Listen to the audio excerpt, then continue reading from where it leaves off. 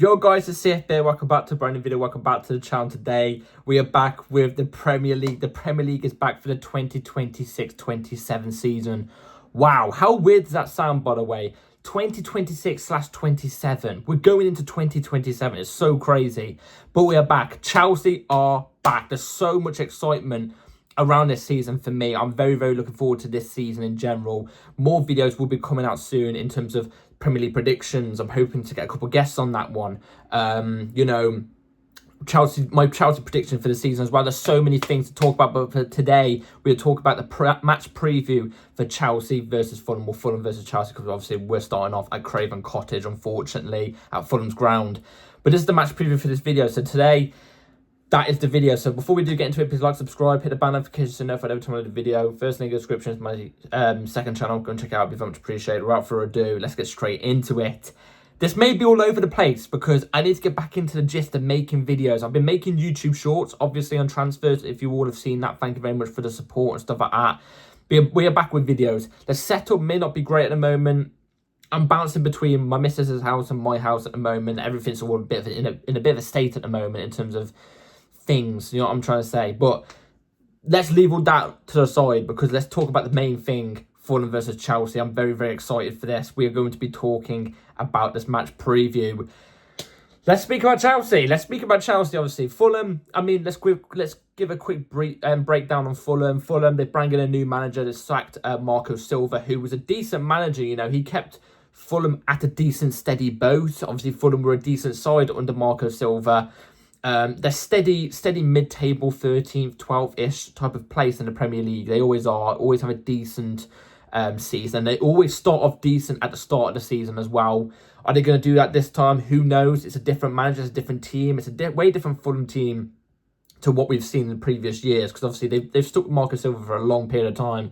They're a very different side this time.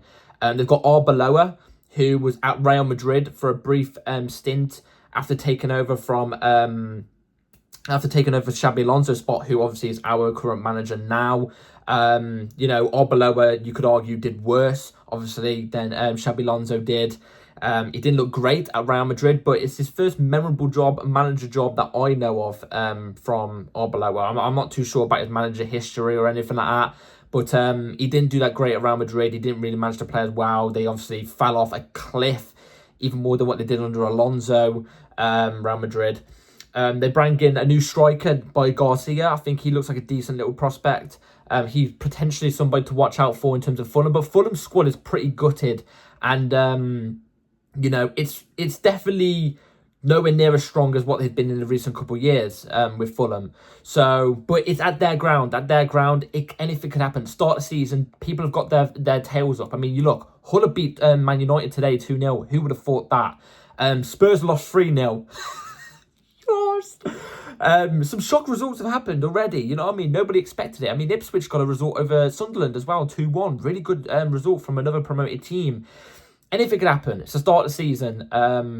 The lower teams tend to have their tails up at the start of the season. It's usually when it breaks down around the 7th, 8th game of the season is when their tails start to go down and reality starts to hit. But Fulham's team doesn't look as good. It looks very takeable, but like I said, it's at their ground. Anything can happen. Now let's move on to the Blues, Chelsea, my team. Very excited. Obviously, Xabi Alonso's first game as a Chelsea manager. Not first game at Stamford Bridge yet. Obviously, you can count the friendly if you want to count the friendly. I'm not going to count it. But it's first game as Chelsea manager in the Premier League. I'm very, very excited. I think this is a game where we could get a decent start going against a team that's decent. I mean, Fulham's a better team than what Man United played, obviously, against Hull. Do you know what I mean?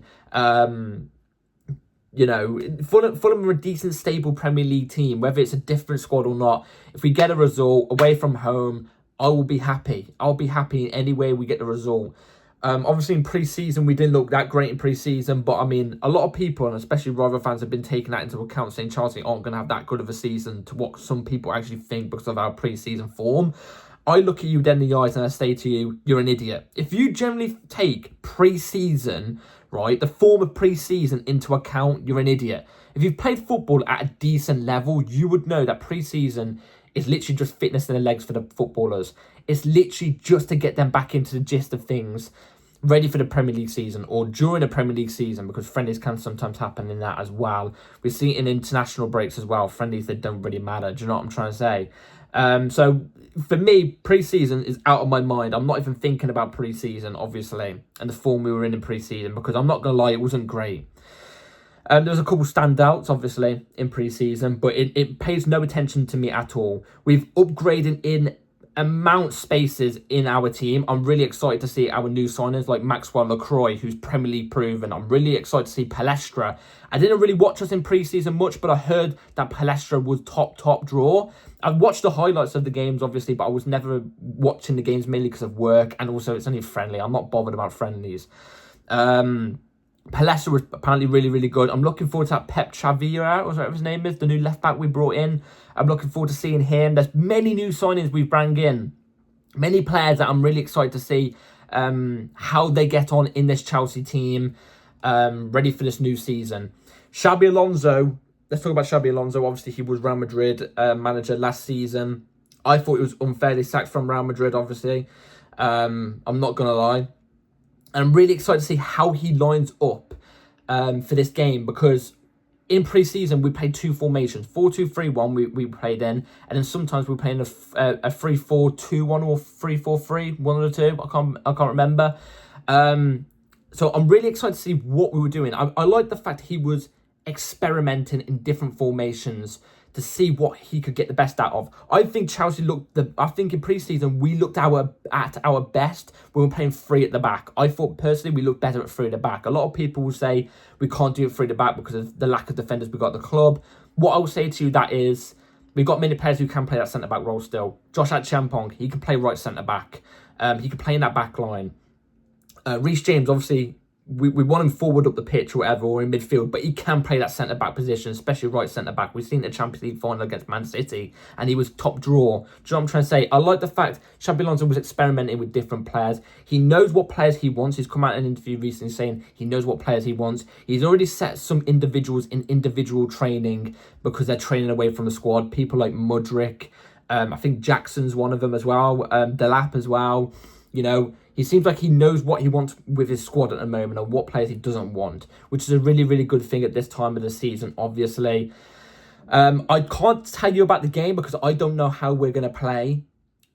And I don't know how Fulham are going to play either, so I can't go into details on how I think Chelsea can beat Fulham. All I know is that we need to take it to Fulham. Obviously, I want us to take it to this Fulham team, because if we sit back, draw on the attention, which we didn't really do in pre-season from the looks of things, then it allows obviously the pressure from Fulham to come at us. Because we're away from home, we should be taking a game to them. We should take the game to them, not be scared at all either. Do you know what I'm trying to say? I mean, the ground's only 5 minutes away. The players shouldn't get that lack drawn from travel or whatever. Do you know what I'm trying to say? So I'm really excited for this Premier League game. Everybody I think is fit and available. I don't think there's any players that aren't fit and available or not able to play for tomorrow's game either. So without further ado, let's talk about the lineup I would go with for tomorrow. So the 11 I would go with for tomorrow, right here on the screen. I miss doing these, honestly, I really have. So Robert Sanchez is obviously going to be in goal. I think Chelsea still need to upgrade on a goalkeeper. I don't think Robert Sanchez is Chelsea quality, but I mean, he is going to be in goal tomorrow. He's the best we've possibly got. Maybe Penders can be given a run. I don't know. But it's going to be Sanchez. I'd rather him there because he knows the Premier League at least to a degree. Do you know what I'm trying to say? Like I said, the formation I've gone with right here, there, is a 3-4-2-1 because I think that's what we've been playing with, and I think that would work better for our forward line as well. And the three, obviously, I've got at the back is Levi Colwill, left centre-back, Lacroix central centre-back, and Reece James as a right centre-back. The reason why I've gone with this back line is because I do think Colwill can play that central centre-back role. You can adjust that back line, by the way, with the defence we got. You could put Achampong right centre-back and keep the other two the same. You could put Levi Colwill right central centre-back. Hato, we're forgetting about Hato. Hato's a top player.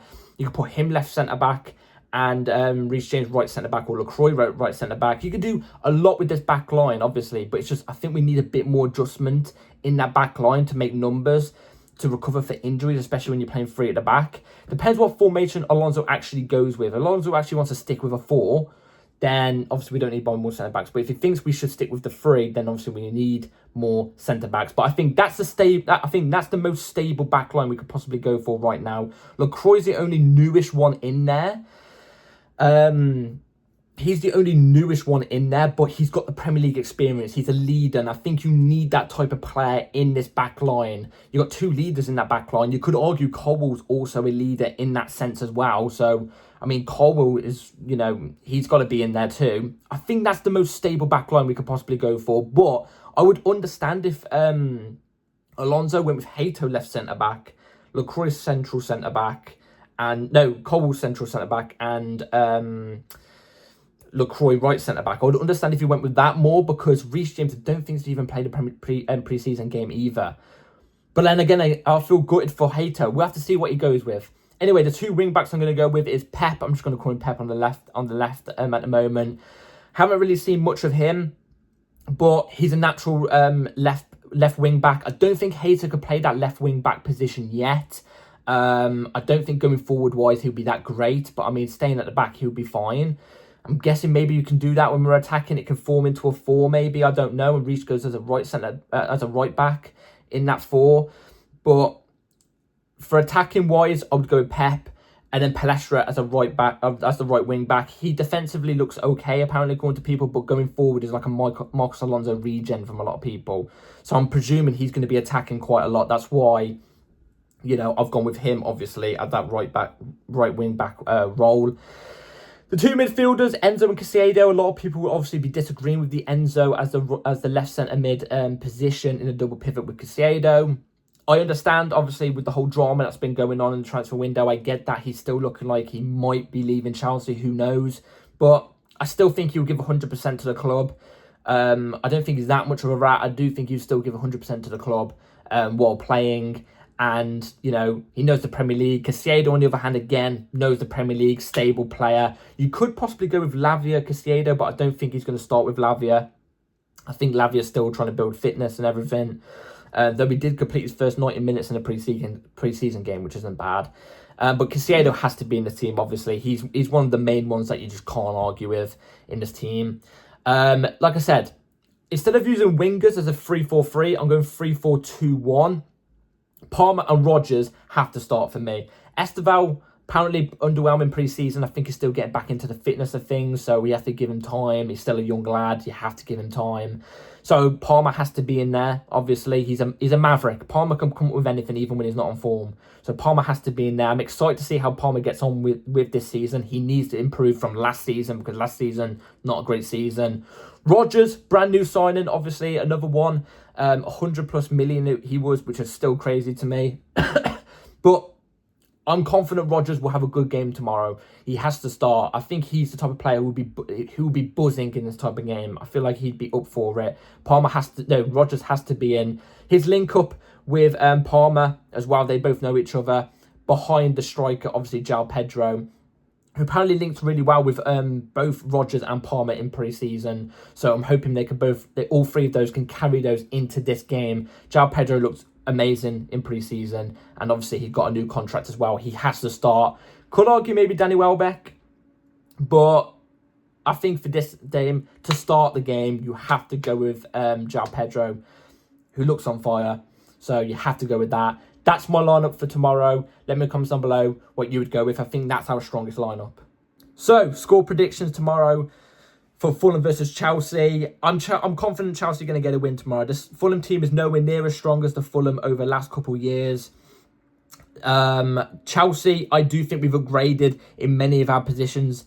And I do think we will be ready for this game. I think Xabi Alonso will be getting his first win as Chelsea manager in the first game week of the Premier League season. Away at Fulham, I think Chelsea are going to win 2-0. So I think it's going to be Fulham 0, Chelsea 2. I don't think it's going to be a comfortable game. I still think it's going to take us some time to get into the gist of things, still get used to Xabi Alonso's tactics and everything in the formation. I still think you're going to be looking around game week 6 or 7 or something like that for the players to be fully adjusted, maybe 4 or 5 for the players to be fully adjusted to his system. It's still going to take time, obviously, because brand new settings, brand new signings. But I think the experience is going to lead us through this type of game, and I still think it's going to be quite a bit of a tough game for this match, though I still think we're going to win 2-0.